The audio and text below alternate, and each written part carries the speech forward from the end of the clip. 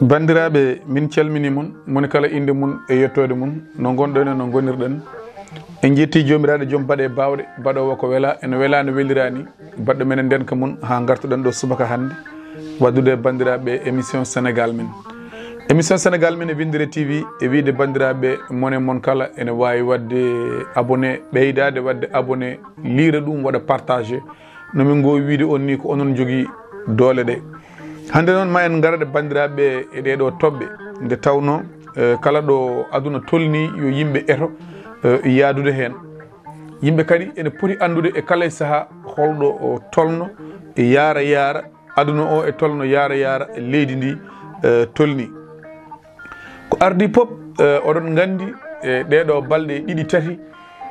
ko ɓuuri ko jojjude hande e réseaux sociaux ji ɗi ene jeeya hen Wally Seck ene jeeya hen e ministère de la communication régime ɓennuɗo ɗo en noon ko ardi pop oɗon gandi e ɗeɗo balɗe Wally Seck yalti en kaalino hen seeɗa kono kadi en gartat hen nde tawno kaɗo haala ka way kono rogere kangaɗo ɗiggata yuppetaki Wally Seck yalti ngam yurmi hinade wiidemo yo lawol noddumo o tampi o haaɓi saabu kanko ko Sénégal najo o tampi haala ngare gaddore o tampi haala ko ɗo rewi ko ganari min e yiyandam jarano jaltugol Wally Seck jarano omo yalta haaldude e ɓiɓɓe Sénégal naaɓe saabu jaltugol ngol sa ƴeewi way kono yurmi hinare jaltugol ngol soko tawi a ƴeewi ɗum way kono yidde wiide e hey mon onon yimɓam yiɗɓemi gande koye mboɗomi tooñe kono gueɗe ɗe wona toon goni gueɗe ɗe goni ko won 5 milliards 597 millions mo ganduɗa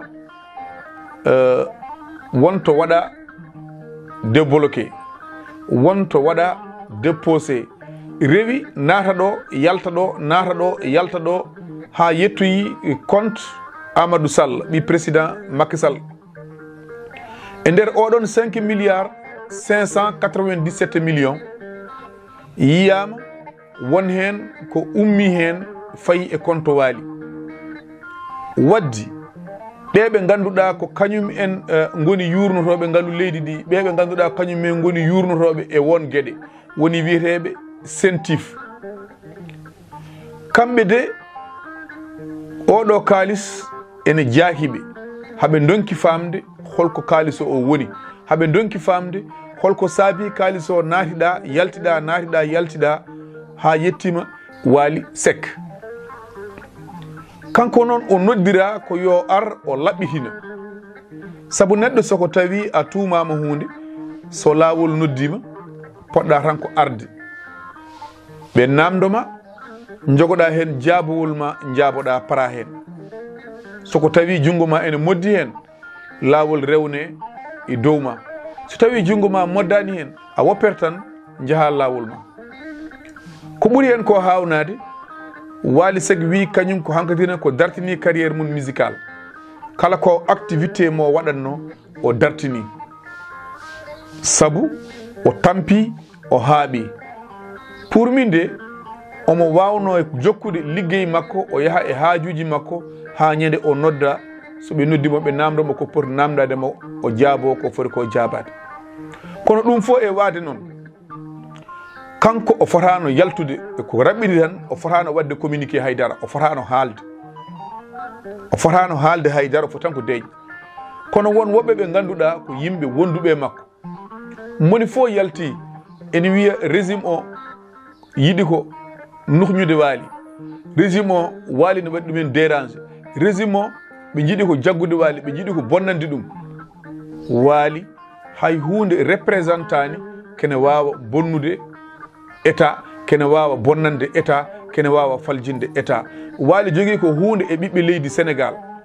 hunde e ɓiɓɓe leydi Sénégal o joguiɓe ɓen ko banggue mo yaari o ko banggue ko waɗata ko ɗum jiɗirimo caggal noon o waɗani menacé haydara hay sinno o waɗino menacé régime gonɗo ɗo en no mi yiyani kene jara ene mbiya mana ene perguitamo wadde yimɓe makko yaltoɓe ene mbiya so tawi laawol memimo so laawol noddimo leydi ndi huɓɓat so laawol noddimo leydi ndi wodat mayɓe so laawol noddima minen hamin pawi hen pittali amen ɗum ɗon wona ko wallata ɗum wona ko sembinta ɗum wona hay hunde ɗum fonno wonde ko Wally Seck ene pari ko ɓiɗɗo Sénégal najo so laawol noddi ɗum notoyo Wally Seck ala hay doole goote timmude so laawol noddi ɗum en dillin leydi o wawa dillinde leydi ndi saabu o waɗani représenté e leydi ndi so noddama ken taha ɗum dillude saabu ko ɓurɓe mo doole ɓolɓe nodda laawol jaggi ɗumen mofti ɗumen seeremɓe noddama ɗo directeur uji noddama ɗo ministére uji noddama ɗo homme d'affaires en noddama ɗo maire uji noddama ɗo kala hen mo laawol noddi so tawi ko gonɗa ko e dow mum ene laaɓi a woppete jaaha so tawi gonɗa ko e dow mum wonko woni hen laawol jaggete wadde wiide so tawi Wally noddama leydi ndi dillat ɗum dillinta leydi ndi virgule ala sago yimɓe paama ɗum kadi yimɓeɓe ne poti famde ɗum ɗo wona Wally Seck tan oɗo affaire 5 milliards 597 millions wona Wally Seck tan saabu ene jeeya hen Samayel Sarr ene jeeya e Touma Mouya o Cheikh Tidiane Seck ene jeeya e Touma Mouya o on ko chauffeur Amadou Ba Ibrahima Ba ene jeeya e Touma Mouya o on ko ɓi Amadou Ba Bokar Niang ene jeeya e Touma Mouya o Mamadou Sy ene jeeya e Touma Mouya o Saliou Silla ene jeeya e Touma Mouya o wadde ko Touma Mouya mo ganduɗa ko sikkede ko yimɓe wat boniyankoɓe ko renduɓe ene mbaɗi fedde wat boniyankoɓe koɓe tuumaɓe ɗum a yahat tan yimɓeɓe ne poti artirde haqqillaji mumen neɗɗo kadi saɗa yiiɗi ɗum ballata ɗum ko e wadde gonga e yaade gonga Wally Seck ɗo yalti e oɗo koom wona ko moƴƴi wona kadi mana ko nafatamo hay hunde ala ko ɓeydantomo sona ko ustimo neɗɗo kadi so tawi tan laawol ene tumma poɗɗa ko deejde saabu Ismaïla Madior Fall neɗɗo ɓurani ɗum andude laawol saabu ko professeur en droit kono nde waɗa invité e radio walla e télé yiɗi wiide ene laɓɓitina yiɗi wiide ene laɓɓina hoore mum finalement wattidi ko yolɓitade kadi Wally o anda o meeɗino wiide hay hunde o sekkodirani e Amadou Sall o wattindiɓe kadi wiide o yeeyimo oto waddi yo yeet o jagga ɗemgal makko e kanko e yimɓe makko fof yoɓe jeet ɓe jagga ɗemɗe mabɓe ɓe paada ha ko laawol wi so tawi o noddama somo laaɓi o pe tan o yaha laawol makko so laaɓani o wona neɗɗo mo ganduɗa omo jogui doole ha so waɗi ko fotani wonde o noddetake on ala e leydi ndi kala doole ɗe mbawɗa jogade ɗum woni ko jinnomi haalde hen ko wona ɗum won scandale mawɗo battam borijo bannoɗo toon e ministère de la communication fodde wonde 46 milliards saabu won parc technologie ponnoɗo mahede Diamniadio taw ko 25 hectares mo wat 3 tours mo wat 3 immeubles ko famɗi foof soko tawi on projet gasi ma won ujunere neɗɗo ma liggo hen ma won ujunere neɗɗo ma liggoye on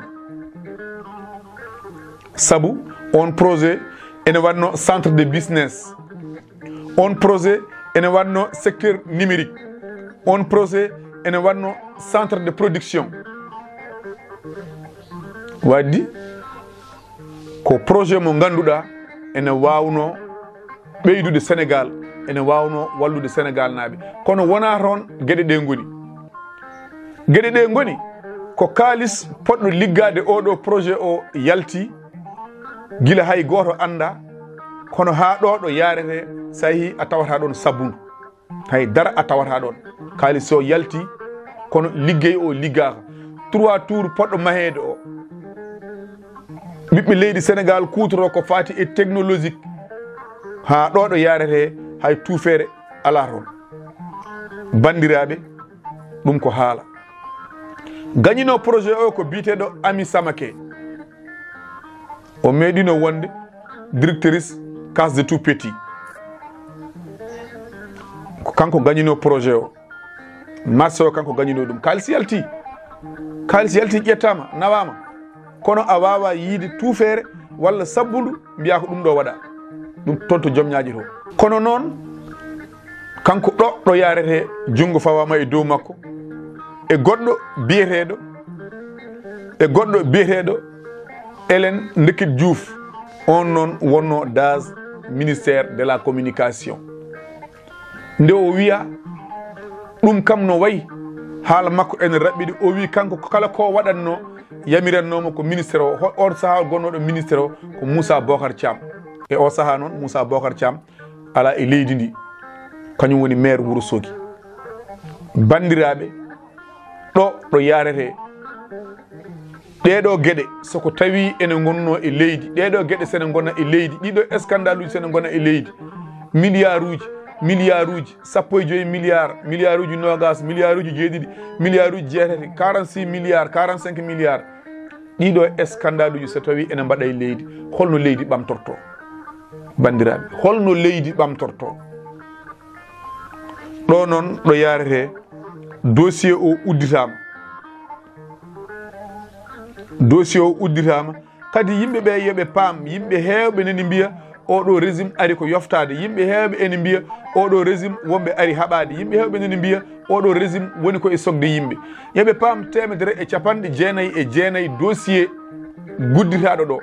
wona e saaha mabɓe ni jomunen mbaɗa épinglé wona e saaha mabɓe ni jomunen tuumama gila régime ɓennuɗo ɗo ene ɗo mataw e on saaha ko folon tonguru ene fawino e ɗin dossier ji gande koy paame koy ko kaleten ko pop ko duketen ko fof ko mbiyeten yimɓe nangueno coke ko fof 199 dossier ko gila e on saaha witta tawa ɓeɗo koko mbaɗi bonande mataw nden won folon tonguru teddundu fawi hen hande ɗo yarete o mo ganduɗa ko kañum woni Mbagnick Diop kañum woni président MEDES yimɓe fof ne gandi Mbagnick Diop noddama namdama waɗama enquête hande woni ko e liberté provisoire nden a jooɗot tan jiya neɗɗo ne waɗa gueɗeji ɗi ganduɗa donka andude oɗo hol foti heɓata ɗiɗo kalisaji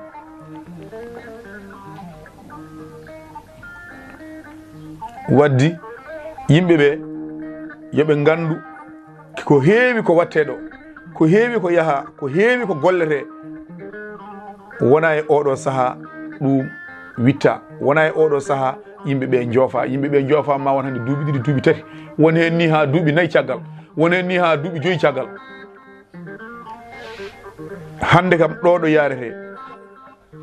en ganda ko jogori kewde kono janggo Moussa Bocar Thiam so tawi Allah ɓurani falade ɗo faaɗi janggo makko ene wawi niɓɓidde kanko e woɓɓe e waɓe no makko e oɗo projet mo ganduɗa innama ene fonno waɗede waɗaka kalis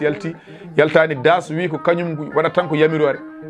kala ko waɗi e ngaalu ngu ko kanko yamiri ɗum noon ha ko jogori labde hande noon minen ɗo min paadi e ministre de la justice woni madame Yacine Fall min paade makko ko ɗeɗo gueɗe hamin paadi e makko kala mo ganduɗa jungo ma ene moddi e wargoji ɓennuɗi yo jungo fawi e dow ma hamin paadi e kala mo ganduɗa aɗa tuume e guykaji ngaaluji leydi ndi kala mo ganduɗa aɗa tuume e guykaji ngaaluji leydi ndi hamin paadi ministre de la justice madame Yacine Fall laɓɓina ɗum ha laaɓa moni fof ande hol banggue dari goɗɗum komin paadi e ministre Yacine Fall ko armement ji benoɗi coodama naati leydi ndi yimɓeɓe ganda on armement holɗo waɗa ɗin arme ji holto ɗi mbaɗa déposé holto ɗi mofta saabu leydi wawa wiyede fodde wonde 45 milliards sodama manan armement kono hay goto wawa andude holto ɗum mofta ene foti labde Petit Boubé gueɗe mum koko foti laɓɓinede kañum e complice uji muɗum kañum e yimɓeɓe wondi eɗen poti wawde artirde haqqillaji men ganden ɗo yarete en mbawa yedde en mbawa ɓamtade en mbawa wadde hay hunde so tawi wona gonga e potal. Kala ɗo potal ala addata ko fihina, kala ɗo gonga ala addata ko fihina. Joftoru noon yimɓe no kallirta ni joftoru woni koye yoftede, woni koye e sukuñaɓe goni koye yiilede. So tawi noon on gonɗo sukuña yo yiile, ça c'est normal. So tawi wonen gonɗo sukuña foti ko yiilede,